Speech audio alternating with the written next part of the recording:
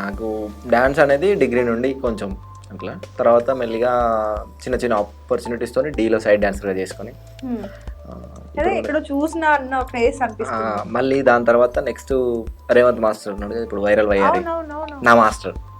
Okay, Revanth master గారి student మీరు. yes. అచ్చా, ఓకే.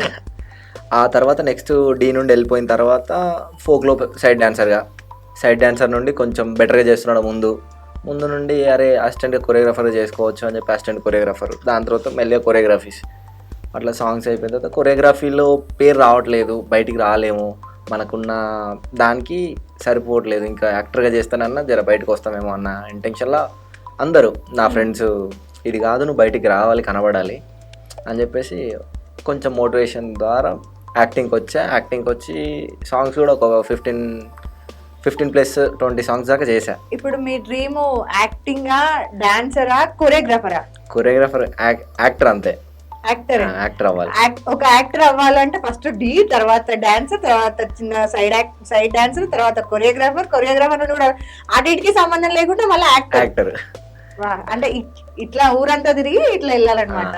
ఓకే, అర్థమైంది. యాక్టర్ కావాలంటే మనకు డాన్స్ కావాల్సిందే.